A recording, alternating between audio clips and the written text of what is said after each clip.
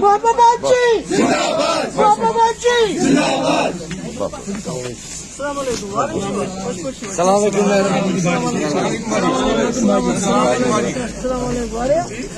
کیا منو P H D جماعتیں جو آپس میں مل کے جموں کشمیر میں جو ہمارا کھویا ہوا وقار ہے اس کو بحال کرنا چاہتی ہے. 370 کی بات کیجئے, 35A کی بات کیجئے, اور یہ جو ظلم ستم ہے, جس مصیبت میں پھنسے ہیں, ہمارے ہزاروں کی تعداد میں ہمارے جوانوں کو پکڑ کے باہر کی جیلوں میں بند کیا گیا ہے.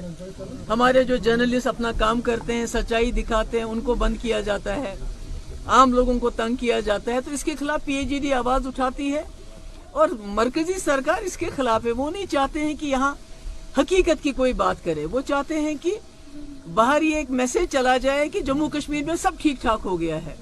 وہ یہ امپریشن دینا چاہتے ہیں کہ 370 ختم کر کے ہم نے مسئلہ کشمیر ختم کیا, مگر اس کا الٹا ہے. 370 ختم کرنے کے بعد انہوں نے مسئلہ کشمیر کو اور پیچیدہ بنایا, مسئلہ کشمیر کو اور مشکل بنایا, اس کا حل اور مشکل بنایا. اور اس کے بعد جو انہوں نے یہاں پر سپریشن کا, ظلم کا بازار گرم کر کے رکھا ہے. جس طرح یہاں لوگوں کو بات کرنے کی اجازت نہیں ہے, سانس لینے کی اجازت نہیں ہے, غریب بچے جو ہیں ان کو باہر کی جیلوں میں بند رکھا ہے. تو غریب ماں باپ کیسے جائیں گے وہاں, کس کو بولیں گے؟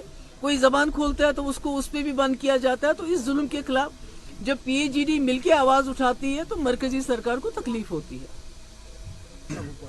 نہیں دیکھیے, یہ تو ہندوستان ایک الگ الگ مذہب کے لوگ رہتے ہیں, الگ الگ لباس پہنتے ہیں, الگ الگ کھانے کھاتے ہیں, مگر بی جے پی کا یہ جو ایک نیا گوڈسے کا ہندوستان بنا چاہتے ہیں, جہاں پر وہ کہتے ہیں ایک جیسے کپڑے پہنو, سر پہ ٹوپی مت لگاؤ, حجاب مت کرو, میٹ مت کھاؤ, یہ کھاؤ وہ کھاؤ, تو یہ زبان بولو, خالی ایک ہی زبان بولو.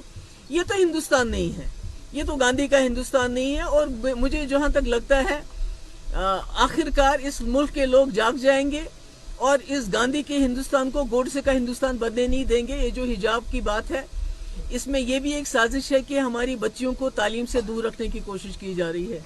مگر میں امید کرتی ہوں کہ ہماری بچیاں بڑی عقل مند ہیں, بڑی بہادر ہیں, وہ اپنی تعلیم کا نقصان نہیں ہونے دیں گی. ڈی لمیٹیشن سے تو کوئی بھی سہمت نہیں ہے. ڈی لمیٹیشن جو انہوں نے کیا ہے, جو انہوں نے کانسٹیٹوئنسیز کا حال کیا ہے, تتر بتر سب کچھ کر دیا ہے, کہیں کا علاقہ کسی کے ساتھ ملایا ہے, اور جو تعداد ہے ووٹرز کی اس کا بھی کوئی حساب کتاب نہیں رکھا ہے. کہیں 1 لاکھ ووٹر ہیں تو کہیں 2.25 لاکھ ووٹر ہیں.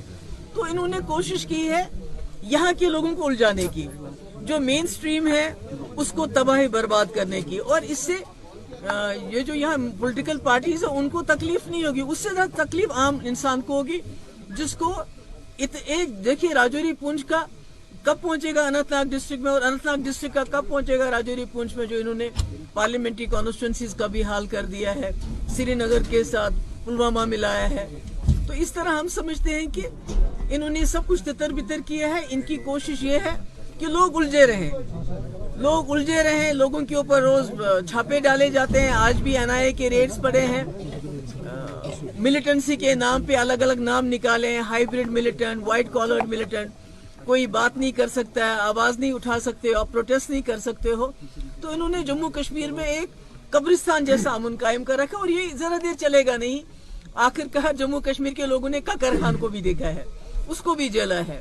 بہت سارے جو باہر سے یہاں آئے ہیں حملہ اور انہوں نے یہاں راج کیا, ان کو بھی جیلا ہے. تو یہ بھی سمجھ لیجیے یہ بھی ایک ایسٹ انڈیا کمپنی ہے بی جے پی والے, ککر خان یہ بھی ایک ہے, یہ بھی ذرا دیر نہیں رہے گا. آخر کار جموں کشمیر کے لوگ جو ہیں اس مصیبت سے نکلیں گے, اور نہ صرف ان کا کھویا ہوا وقار, بلکہ جو مسئلہ کشمیر جس کی وجہ سے ہمارے لاکھوں گھر اجڑ گئے, ہزاروں نوجوان شہید ہو گئے, اس میں باہر کے آرمی والے بھی ہیں, یہاں کے نوجوان بھی ہیں. تو آخرکار مسئلہ کشمیر جو ہے اس کو حل کرنا پڑے گا, اور اپنے جو ہمسایہ ہیں ان کے ساتھ بات چیت کر کے یہ مسئلہ حل کرنا پڑے گا. بہت بہت شکریہ, تھینک یو سو مچ. ہمارے لاکھوں گھر اجڑ گئے, ہزاروں نوجوان شہید ہو گئے, اس میں باہر کے آرمی والے بھی ہیں, یہاں کے نوجوان بھی ہیں. تو آخرکار مسئلہ کشمیر جو ہے اس کو حل کرنا پڑے گا, اور اپنے جو ہمسایہ ہیں ان کے ساتھ بات چیت کر کے یہ مسئلہ حل کرنا پڑے گا. بہت بہت شکریہ, تھینک یو سو مچ.